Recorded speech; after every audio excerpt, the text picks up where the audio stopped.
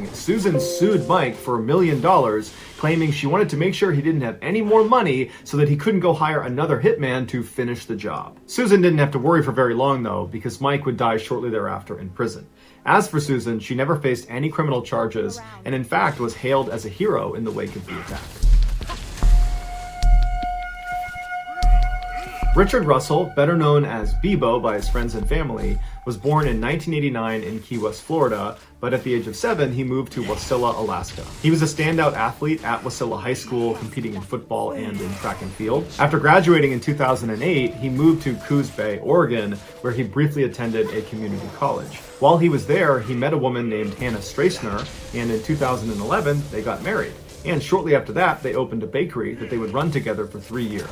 Hannah, who had gone to culinary school, was very detail-oriented and ran the show at the bakery. Bebo, on the other hand, was not professionally trained and was much more laid back and interested in experimenting with new and wild recipes. In 2015, with heavy hearts, they decided to sell the bakery so they could move to Seattle and be closer to Hannah's family. Once they arrived there, Bebo got a job at the SeaTac airport as a ground service agent for Horizons Airline.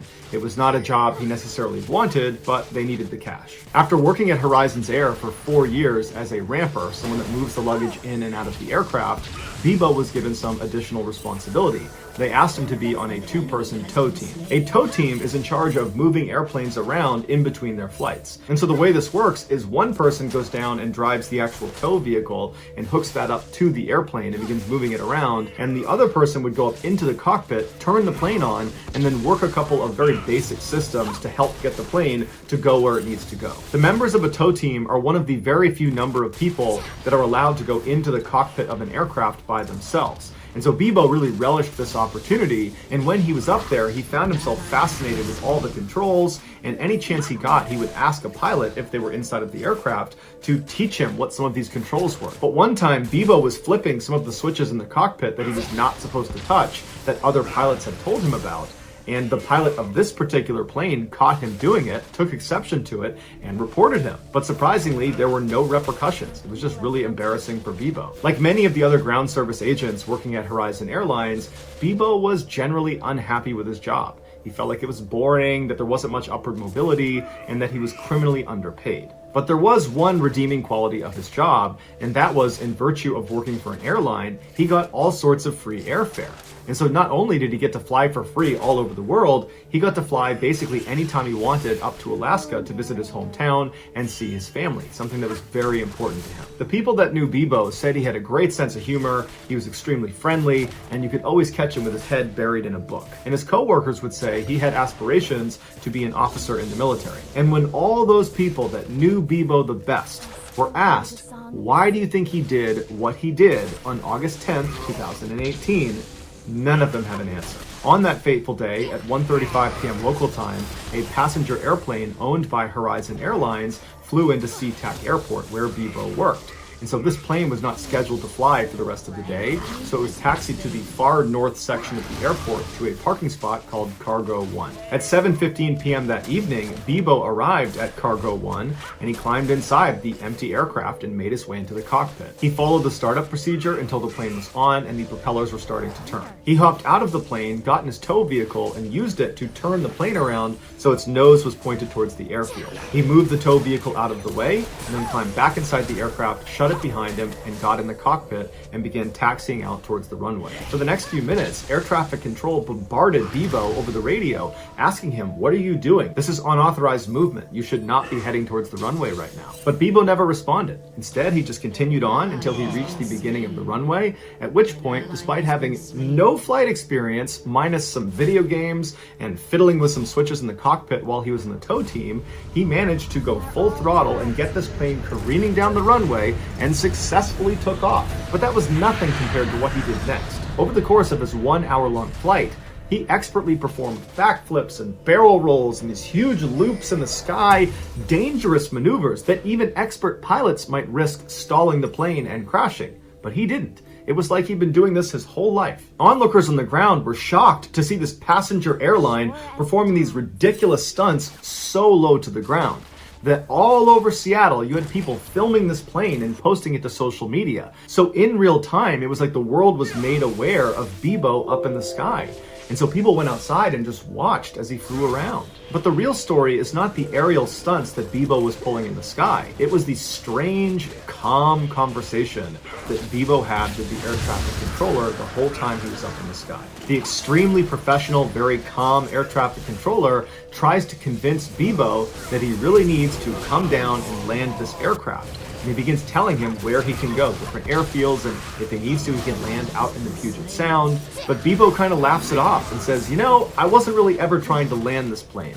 I just wanted to do a couple maneuvers before I put it down. And so as Bebo soared through the sky, this controller tries in vain to convince Bebo to stop what he's doing. And Bebo's just completely ignoring him and cracking jokes with him and telling him how he just loves the scenery up there and how beautiful it is.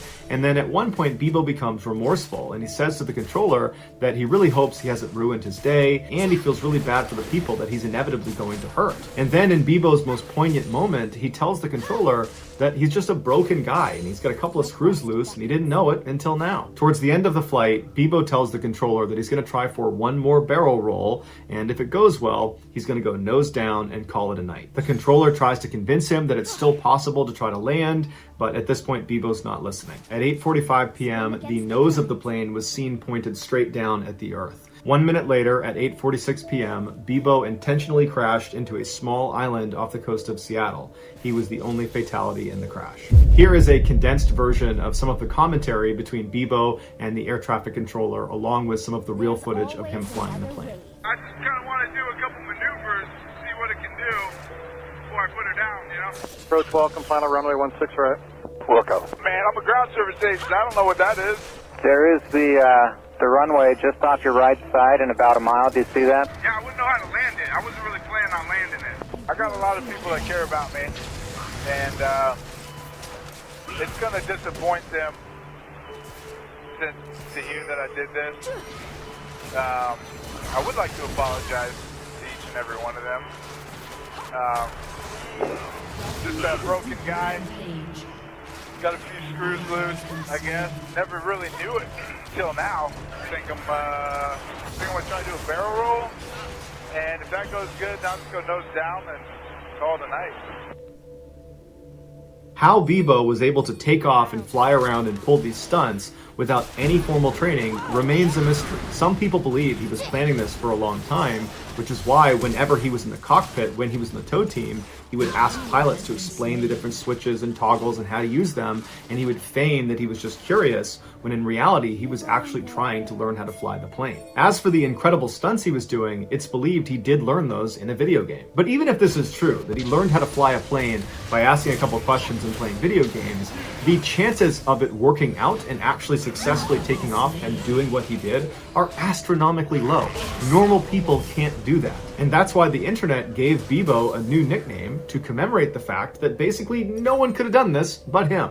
And so they named him the Sky King. So that's going to do it, guys. If you found the secret in today's episode, let us know in the comments what it is and where you found it, so give us the timestamp. And if you're the first to do that, we'll pin you at the top of the comments section. If you enjoyed today's video and you haven't done this already, please sneak into the like button's house and steal all of their sweat. Don't overpay for Adidas. This tool can save you money. It's a browser extension. When I was in college, I went on a cruise from Florida down to the Bahamas and then back. About halfway to the Bahamas, we hit some bad weather. The boat was rocking pretty aggressively to the point where we weren't allowed to go onto the upper decks of the ship. Chairs and tables were shifting around. The crew and the staff were unconcerned. This is something they've been through. They sail this route regularly. They know the ship is equipped to handle pretty rough weather. But as a passenger, it was really terrifying to just suddenly realize that despite the safety, the perceived safety of this huge multi-$100 million ship, the reality is when you're out in the ocean, Mother Nature's gonna do whatever it's gonna do. Now, fortunately, the weather did subside, and sure enough, the ship was fine and we sailed through it. But it always stuck with me that if you're out in the middle of the ocean and something goes bad, it goes really bad. The two stories I'm going to share are about groups of people that were out on the open ocean and something went bad. Very, very bad. Before we get going on today's stories, if you're a fan of the strange, dark, and mysterious delivered in story format, then you have come to the right channel. Because that's all I do, and I upload 3 to 4, sometimes even 5 times every week. And if that's of interest to you, I would encourage you to gently armbar the like button and then subscribe to my channel and turn on all notifications so you don't miss any of those weekly uploads. All right, let's get into the stories.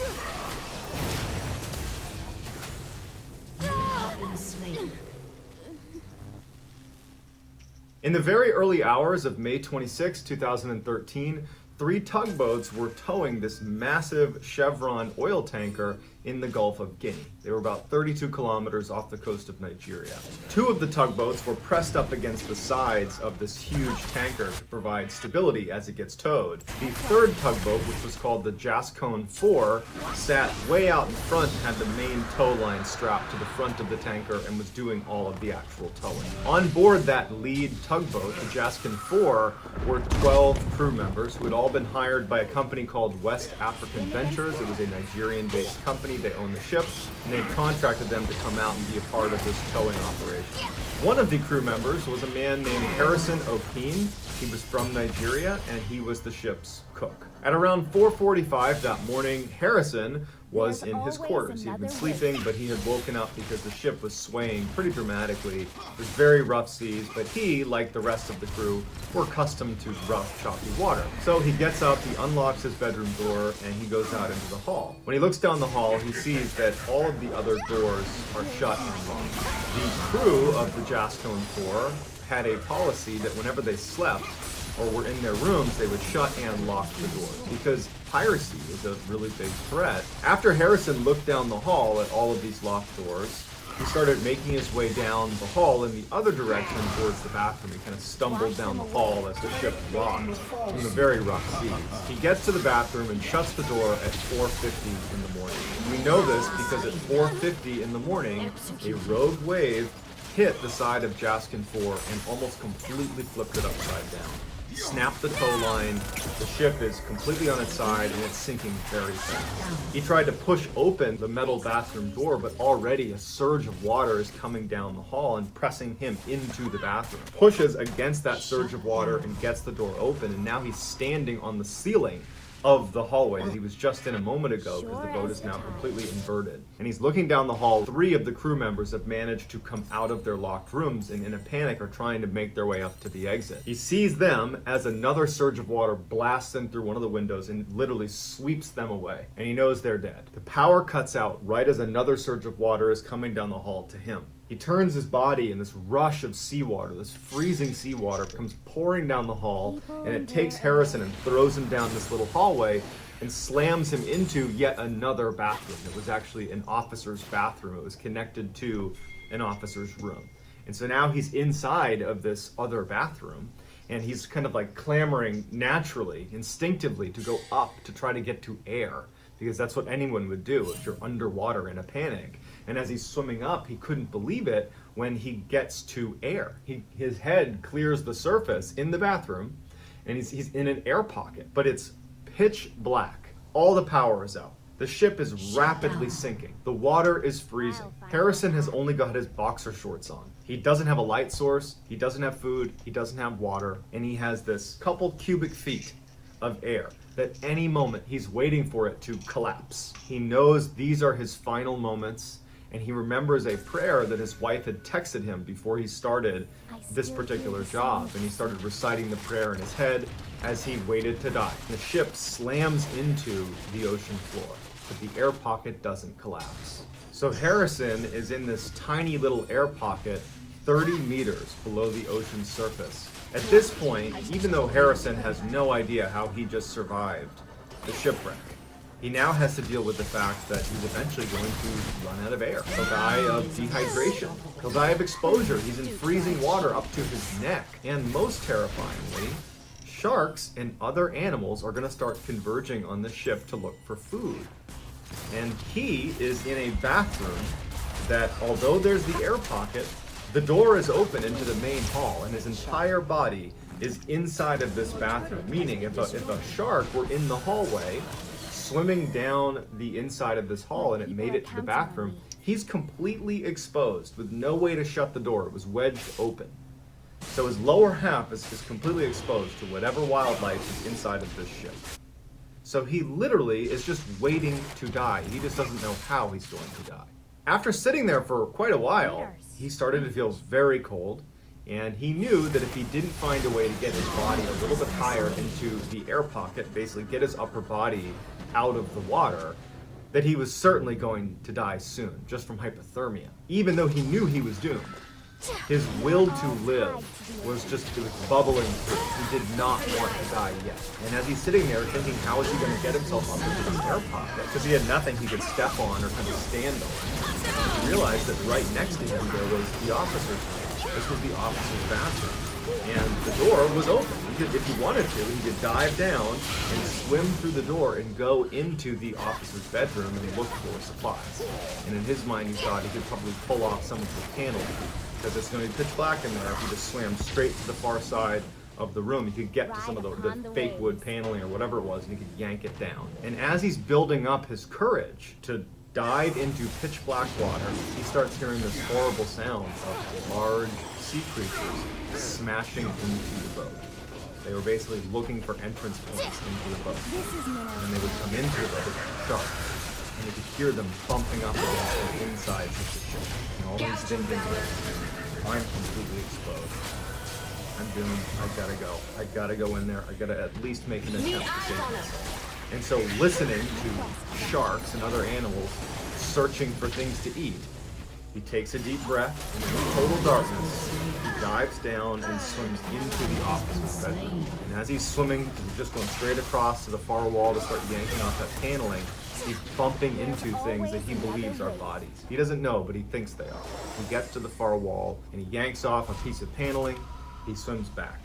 One successful trip. He goes back down, and he makes a number of trips until he's able to fashion that little raft he had in mind, like a little step stool that pushed him up into the air pocket to where half of his upper body was now out of the freezing water. Also, while he was in the officer's room, even though it was pitch black, he was kind of like feeling around for things, and he wound up finding a bottle of soda and a flashlight. So he turns on his flashlight and he drinks his soda and he just takes a breath. Even though he's still in the same terrible situation, he's thankful for that little victory. About 24 hours would go by where he has his light on and he's nursing the soda. He knows he's either gonna die from sharks, hypothermia, dehydration, something's going to kill him. But part of him is thinking, maybe if a dive team is able to locate the ship, they're going to come down to retrieve bodies. And maybe they'll find me. Maybe I can hold out that long. And so as he's thinking about this, he's getting a little flicker of hope. Two horrible things happen. His light goes out, flashlight doesn't work, at the same time that he describes hearing the large sea creatures make their way into the officer's room right next to him. So I want you to think about this. You're at the bottom of the ocean. You're in a ship that has sunk. You're in a little air pocket. You really don't have any supplies to last longer than a few days. It's total darkness. You had your flashlight, it's gone out. It's totally dark. A shark that has been eating your friends, or more than one shark, is now literally feet away from you, and you can hear it eating the bodies that apparently are in there. You are exposed to them, because there's an entrance to that room and there's an entrance to the hall. The fear must have been indescribable. For the next 36 hours, Harrison sat there listening to a shark slam into the wall that never attack him.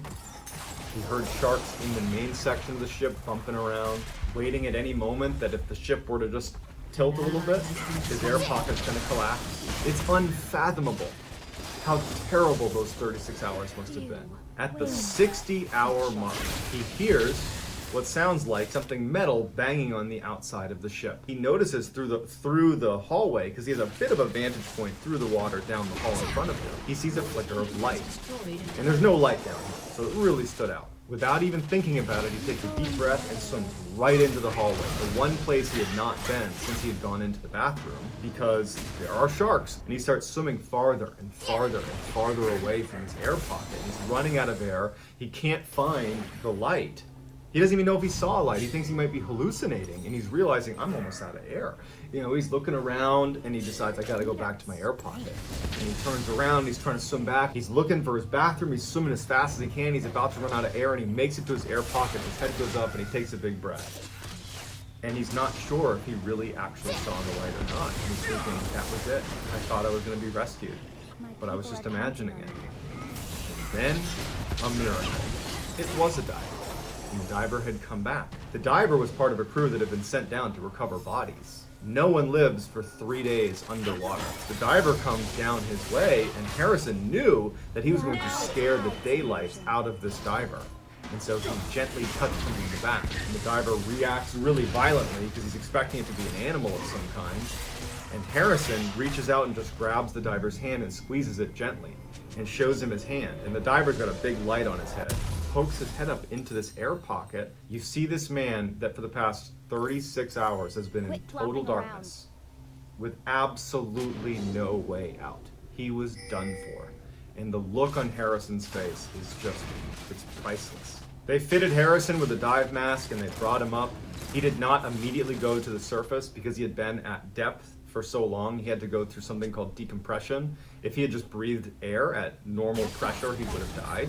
So they put him in a decompression chamber for 60 hours before actually bringing him to the surface.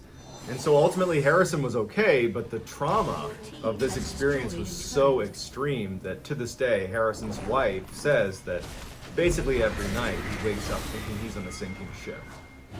Ride upon the waves.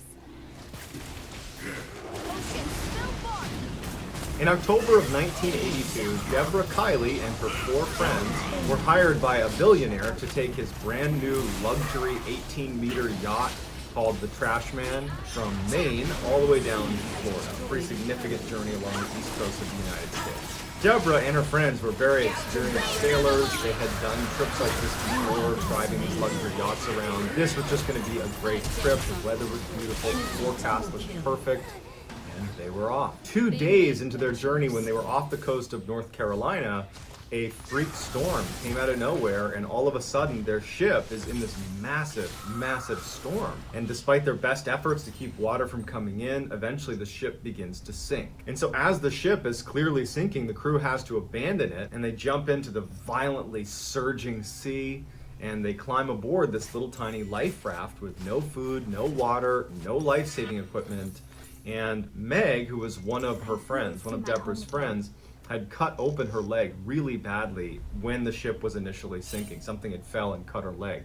So she's bleeding into the water. As they clambered into this dinghy, Deborah remembers something nudging one of her legs and looking out and not just seeing 1 or 2 sharks, but she described seeing hundreds of sharks. 18-foot-long tiger sharks who will eat almost anything, including people, had detected Meg's bleeding leg when she was holding on to the dinghy before she climbed in. They had all swarmed the area, and they start feeling bumps underneath their raft as the tiger sharks are swimming up and ramming into them. The storm ultimately passed, and daylight broke, and they're out in this dinghy. They don't know what to do. They're surrounded by all these sharks that are literally swimming around them. They have no resources. They have nothing. They have no way to save themselves. Meg was becoming very sick from the wound in her leg, and everyone knew that probably they were going to die out here. So desperately thirsty were some of the crew members that they began leaning over and drinking seawater until they would vomit. And it was around this time when they were drinking seawater on the 3rd day that some of the hallucinations began. They all would see ships in the distance, and they would hear things that weren't really there. They were losing it. And it was also around this time that John, one of the crew members, said that he saw land. And he leapt out of the boat. They screamed for him to come back, but he lost his mind. And they said he only made it about a few meters away from the boat before they hear him start screaming. And the sharks swarm him and pull him under. Deborah would say that when this happened, they heard the screams and they all ducked down inside of the boat. Didn't say a word, didn't even react to it. They knew what was happening, and they knew what was going to happen to them. They were all going to die. Shortly after John had jumped in the water and been eaten by sharks, Mark stands up and says that he needs to get something at the store. He was clearly hallucinating. The other three, they tell him, "You're hallucinating, get back here, sit back down." He wasn't having it, and he stepped off the boat. Immediately, just like John, the sharks swarm him, except they pull him underneath their life raft. In fact, Deborah would say that the violence of the sharks attacking him caused their dinghy to spin. And much like when John had been attacked, they all just laid there in silence because they knew that they were all doomed. By the fourth day, everybody was on a steady decline. They didn't have any water, any food. Meg especially was outright dying. She had this horrible wound that had gone untreated. And at some point, Deborah and the other crew member who was not hurt, his name was Brad, they fell asleep, and when they woke up, Meg had passed away from her infection. They took off her jewelry and any of her valuables they could give to her family, and then they put her on the edge of the boat. They said a couple words, a little funeral for her, and then they pushed her into the water. And then they laid down inside of the raft as the sharks attacked. At this point, Deborah and Brad, the last two, they're laying in this lifeboat, fully exposed to the elements. They have no way to save themselves. And at some point they fell asleep, and they probably thought they wouldn't wake up again. But they woke up on the fifth day, and Brad looks out and thinks he sees a ship. So he looks down and looks back up to make sure he's not hallucinating, and he still sees the ship. He looks down again and looks back up, and it's still a ship, and it's coming closer to them. And he tells Deborah, "Hey, there's a ship. I'm not imagining it. There's a ship." And she does the same thing. She kind of looks away, like, "Is that really a ship?" And sure enough, it was. And they start waving and using all their energy to try to get this ship to see them, and the ship is clearly seeing them. They're waving back. That ship would end up coming over, scooping up Deborah and Brad, getting them to a hospital, and they would make full recoveries. Deborah would go on to be an incredible motivational speaker, as you can imagine, with an experience like that, and she also wrote a book about her experience being lost at sea. Brad would actually continue to go back to sea. He was an accomplished mariner. He would end up becoming the captain of his own ship, and he would regularly sail that route that they crashed on. It's hard to imagine Harrison, Deborah, and Brad going back to a normal life, but ultimately they did. They had this incredible experience. I'm sure it was incredibly traumatic, but I'm sure it gave them a new sense of purpose in the life that they were now being given, because they really should not have been alive. Deborah would actually say in one of her keynotes that there's never a day you feel more thankful for life than the day you almost died. If you enjoyed today's stories, I would ask you to please kindly armbar the like button and then subscribe to my channel and turn on notifications so you don't miss any of my weekly 3 to 4 video uploads that sound an awful lot like what you just listened to. If you want to get in touch with me, you can message me on Instagram. My handle is johnballin416. I'm also very active on TikTok, where my handle is Mr. Ballin. Wherever I see you, I'm just incredibly thankful for your support. And until next time, see ya. Wish you didn't have to pay full price for Xbox gear? This tool can help with that. It automatically compares. Today, I'm going to share with you 3 progressively more disturbing stories, and at the end of each of them, I'm going to share with you the picture that is famously associated with them. But before I get into today's stories, if you're a fan of the strange, dark, and mysterious delivered in story format, then you've come to the right channel, because that's all I do, and I upload 3, 4, even 5 times every week. So if that's of interest to you, please take 3 pigs and label them 1, 2, and 4, and release them on the like button's property. Also subscribe to this channel and turn on all notifications so you don't miss any of my weekly uploads. All right, let's get into today's stories.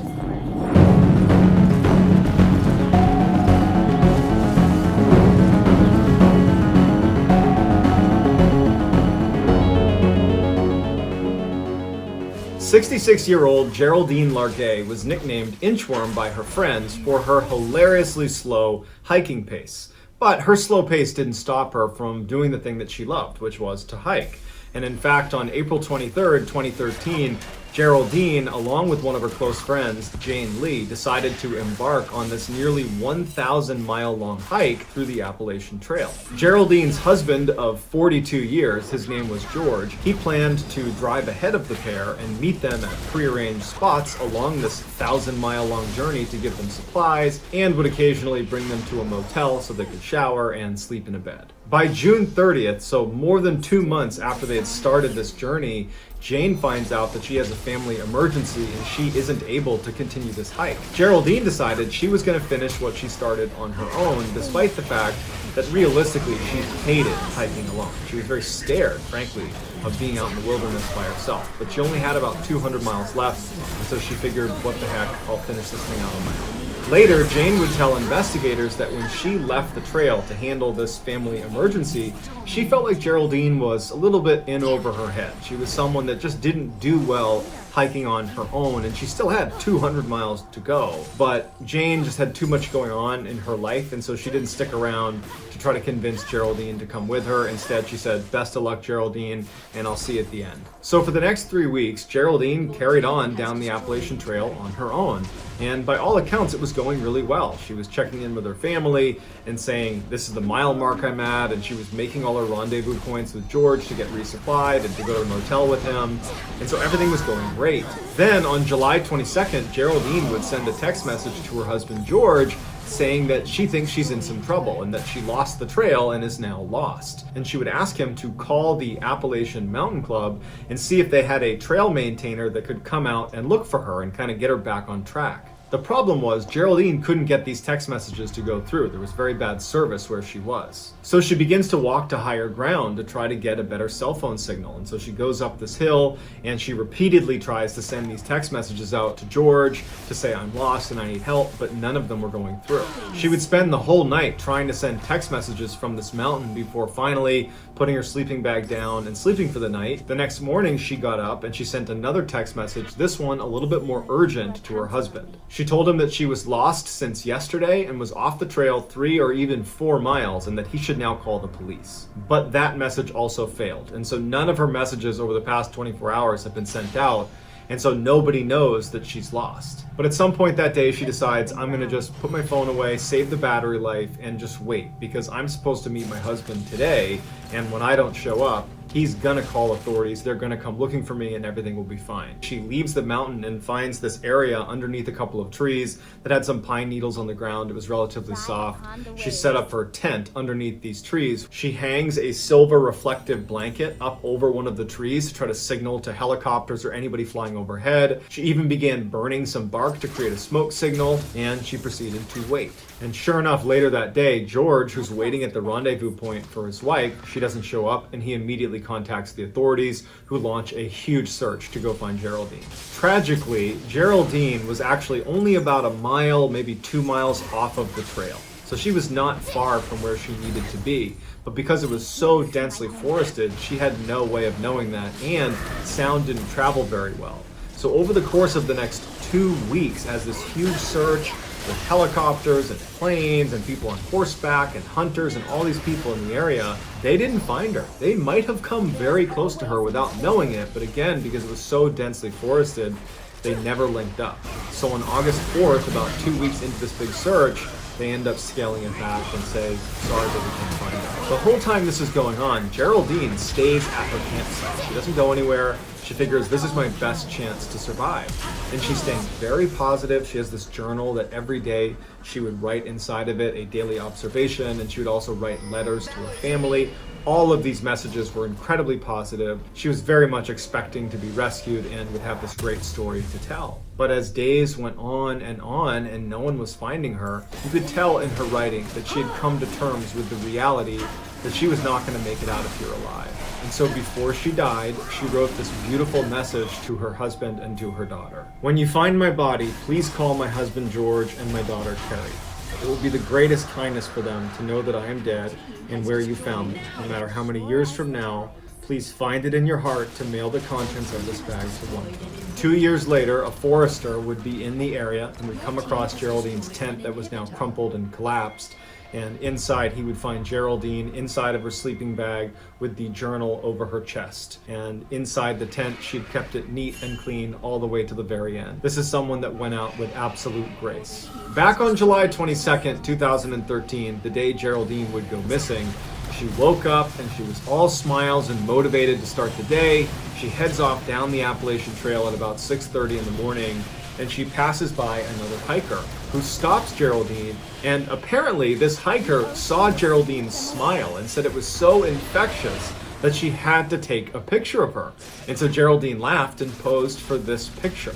After the picture was taken, the women laughed about it and then went their separate ways. And then by 11 a.m. that morning, Geraldine was lost.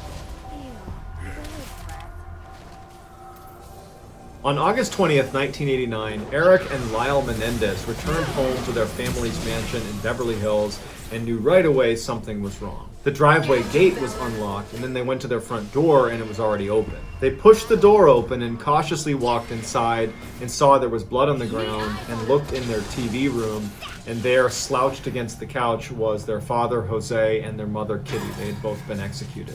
Eric and Lyle are beside themselves. They call the police and they're in total hysterics, screaming for the officers to get there, that someone's killed their parents. The police show up, they go inside, and just based on the brutality of the injuries, Jose and Kitty had clearly been gunned down with shotguns and multiple blasts, because pieces of them were missing. They were just totally destroyed. The police, because of that, assumed this has got to be a mob hit. There is some real aggression here. This is not an accident. This is a statement. The police immediately turned to Jose's business. He was the CEO of this very prominent media company. He had made millions and millions of dollars. He was very well connected, and they figured that somewhere in his dealings there must have been a bad actor that was after him. And so for the first 6 months of the investigation, the focus was almost exclusively on Jose's business contacts. Meanwhile, Lyle and Eric seemed to go totally crazy. They immediately inherited the $14 million family estate, and there was this huge cash payout right up front.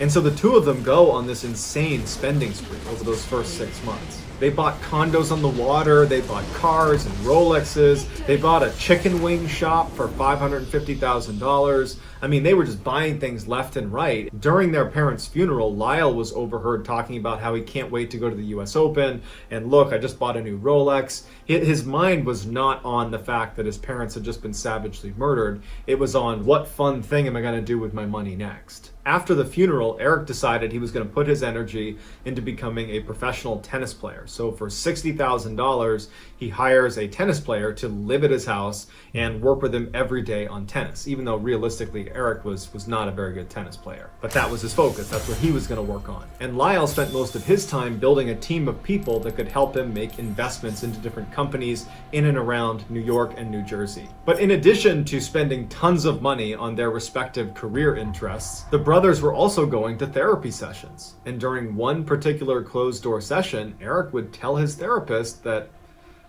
me and my brother actually killed our parents. Eric clearly believed that he was able to talk to a therapist about anything and nothing would escape this room, that it was totally confidential. But what Eric wasn't planning for is the therapist's assistant was outside the doors walking by and overheard Eric say it. And she would tell the police would confront Eric as well as Lyle, and very quickly Eric and Lyle would confess. During their confession, they told investigators that on August 18th, they went out and purchased 2 shotguns and they stored them in their home. The next day, on August 19th, the brothers and their mom and dad go out on a fishing trip together the whole day. They come back, and then on August 20th, the 2 brothers retrieve their shotguns while the parents are sitting in the TV room, and they walk in and fire 15 shots into their parents, obliterating them. Afterwards, the brothers would ditch their shotguns and bloody clothes, and they would go to the movie theater and they would watch Batman. After the movie was over, they go back to the mansion knowing exactly what they're going to find, and they go in and they put on this big performance of, oh my goodness, someone killed our parents! But it was all a lie, because they killed their parents for their money. Eric and Lyle were given life sentences and were sent to separate prisons, but actually just recently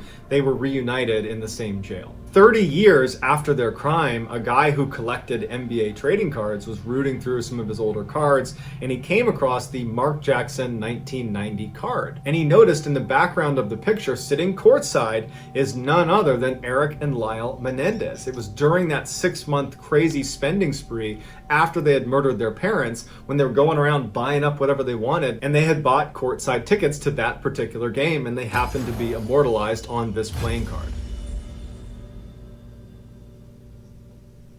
Known as the Grizzly Man, Timothy Treadwell was, above all else, a huge bear enthusiast. His passion for these creatures led to a passion for environmentalism and for documentary filmmaking, the subject of which were the grizzly bears of Katmai National Park in Alaska. And so starting in the late 1980s, Treadwell began going to Katmai National Park and setting up a camp there for the whole summer and filming all of his interactions with the grizzly bears. During the first half of the summer, Treadwell would stay in an area that he referred to as the Grizzly Sanctuary. It was this area near Hallow Bay. It was this big open green field.